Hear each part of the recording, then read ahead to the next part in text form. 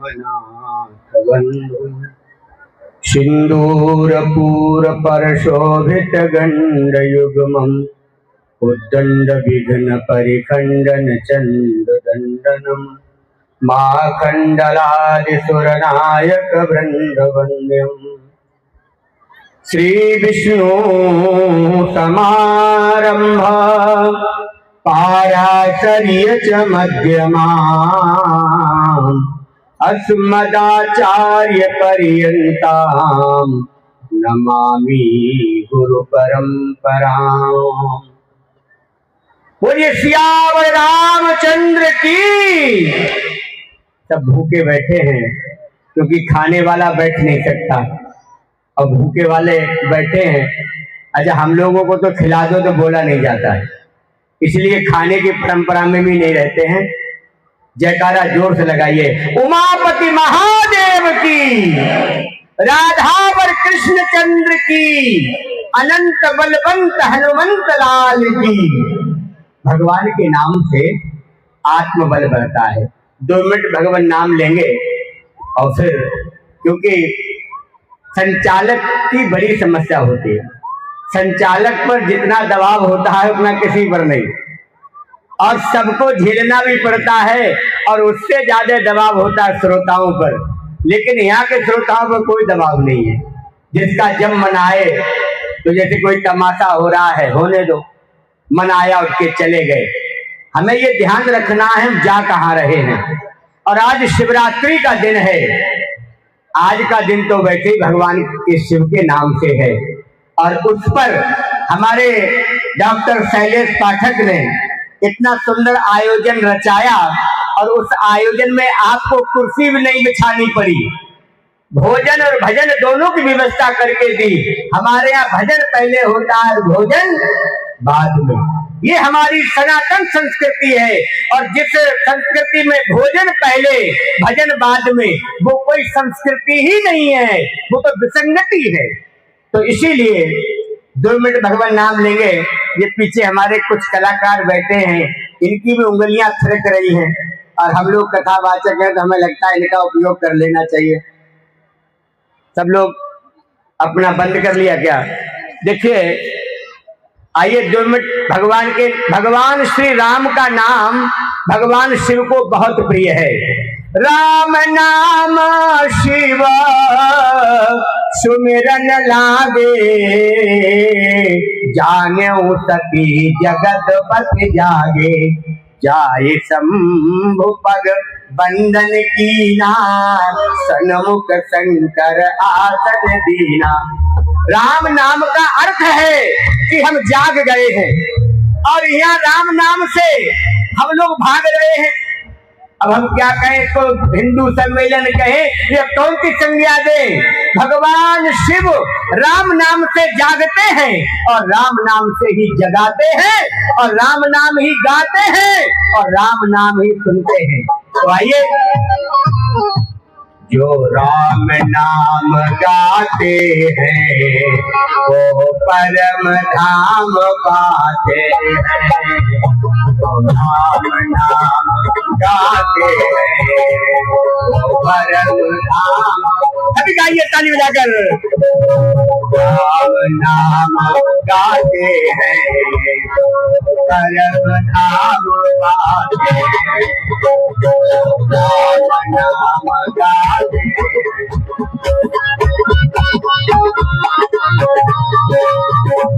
जो राम नाम नहीं गाते वो परम धाम नहीं पाते। जो राम नाम नहीं गाते वो परम धाम नहीं।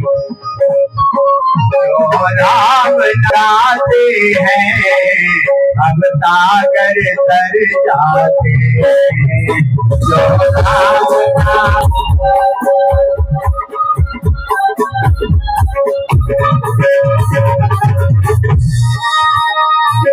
राम नाम ही जग में हर बेड़ा पार लगाए।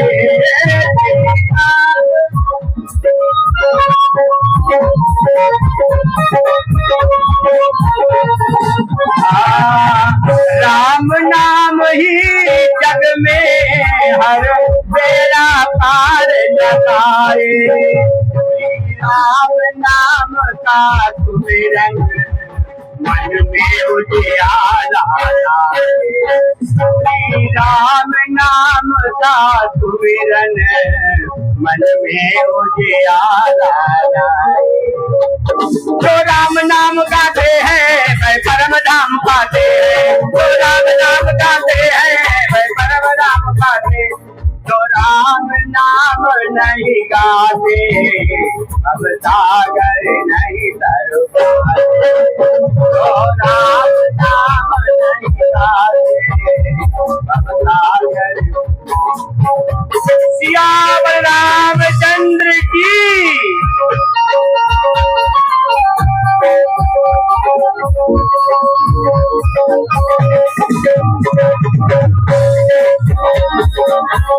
सीताराम सीताराम सीताराम सीताराम सीताराम सीताराम सीताराम सीताराम सीताराम सीताराम सीताराम।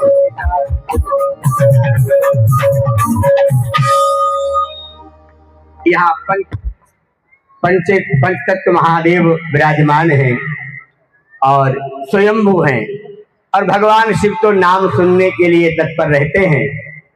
और प्यारे श्रोताओं, हम सब आज इकट्ठे होने की बात करने आए हैं।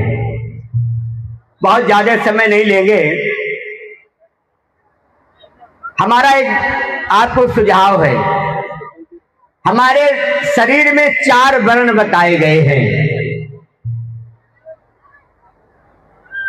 ब्राह्मणों से मुखमासीत बाहु राजन्या कृता ऊरु तदसियद वैश्या पदभ्याम गुम शूद्रो अजायत। इसी तरह से ब्रह्मा के 4 पुत्र थे। पहले पुत्र का नाम ब्राह्मण था, और दूसरे पुत्र का नाम क्षत्रिय था, तीसरे पुत्र का नाम वैश्य था, और चौथे पुत्र का नाम शूद्र था। यही तो है हमारे यहाँ की कल्पना। 4 वर्ण में पूरा समाज बटा हुआ है। ऐसे कुछ लोग आए जो चारों भाइयों में विभाजनकारी नीतियों को लागू करने लगे, क्योंकि इससे पहले हमारे कई वक्ता खुलकर भी बोल चुके हैं, और हम तो आज पहला ऐसा मंच मिला है जो हमें किसी ने ये नहीं कहा है कि क्या बोलोगे। प्रवीण भारद्वाज जी बैठे हैं, पिछले संडे को यहाँ कार्यक्रम था, और राज्यपाल महोदय का फोन आया हमारे पास कि गुरुजी कार्यक्रम में जाना, जरा ऐसा कुछ मत बोल देना, क्योंकि आप स्पष्ट बोलने में ज्यादा सुने जाते हो। भैया, अगर सत्य नहीं बोलना है तो बोलने की आवश्यकता क्या है? सत्य बोलो। कैसा बोलो? ना ब्रूया सत्यम प्रियम, ऐसा सत्य मत बोलो कि काने से कह दो एक कनेटा। ऐसा सत्य तो मत बोलो। लेकिन सत्य नहीं बोलेंगे तो पता कैसे लगेगा? हमारा समाज शुरू से एक सूत्र में रहा है, और वो सनातन सनातन सनातन समाज है। और सनातन कौन समाज है? सनातन ही पुरातन है, और ये सारे मनगढ़ंत बातें हैं। सनातन में, सनातन एक वो छत्र है, वो स्तंभ है, वो वृक्ष है जिसके नीचे सबको समाहित किया गया है। और खाना खा के आए, अरे मूर्खानंद, तुम खाना नहीं, खाना तुम्हें खा के आया है। ये तुम्हें खा जाएगा और सबसे पहले तुम्हारी बुद्धि को खाएगा। यही हो रहा है। पहले हमारी रसोई पवित्र होनी चाहिए।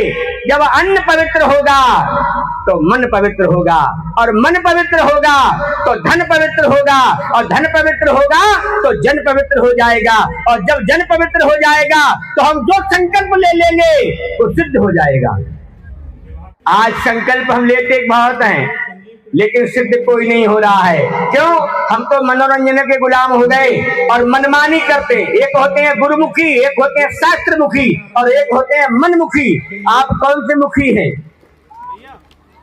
आप किस श्रेणी में आते हैं? निर्णय करके जाइए। आप तो मनमुखी वालों में होंगे।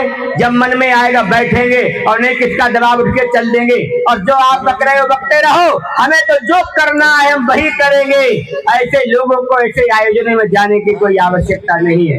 यहाँ जब आइए तो कुछ ना कुछ ऐसा संकल्प लेकर जाइए। एक संकल्प दिलाते हैं आपको। आज से किसी मजहब वाले से कोई सामान नहीं खरीदोगे। अगर ऐसा संकल्प लेते हो तो बजाओ जोर से ताली। हम सनातनियों से ही सारा सामान खरीदेंगे। अगर हमारे भारतवर्ष में ये लागू हो जाए तो मैं विश्वास दिलाता हूं 1 वर्ष के बाद हिंदुस्तान हिंदू राष्ट्र हो जाएगा। ये पाकिस्तानी या तो मर जाएंगे या अपना देश छोड़कर भाग जाएंगे। लेकिन हम क्या करते हैं, अरे बकने दो, हमें तो खान साहब के ही होटल में खाना खाना है, हमें तो हाजी जी की दुकान से कपड़ा खरीदना है, हमें तो मोहम्मद जी के यहाँ के फल खरीदना है। जब तक इस परंपरा को आप नहीं छोड़ोगे तब तक आप सफल नहीं होंगे। कितने प्रयास कर लेना और याद रखना। कर सकते हो तो काय से परहेज करो, फादर से और चादर से। कौन कौन करेगा, बजाओ ताली। ये भगवान स्वयंभू के दरबार में संकल्प लिया है। ताली बजाने का मतलब है हम स्वीकार करते हैं।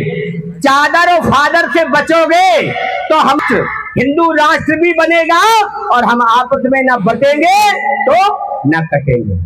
इसीलिए चादर फादर का बहुत ध्यान रखना। ये हमारे पीछे बहुत पड़े हैं और हमने तो कई बार युद्ध लड़े हैं, संत महात्मा कई बार धाराओं को बदला है।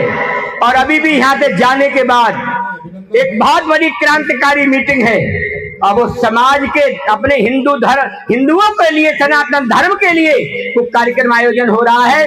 हमें 3 बजे वहां पहुंचना था। लगातार फोन आ रहे हैं और हमारे संचालक महोदय कह रहे थे एक संगीत सुनवा देते हैं आपको।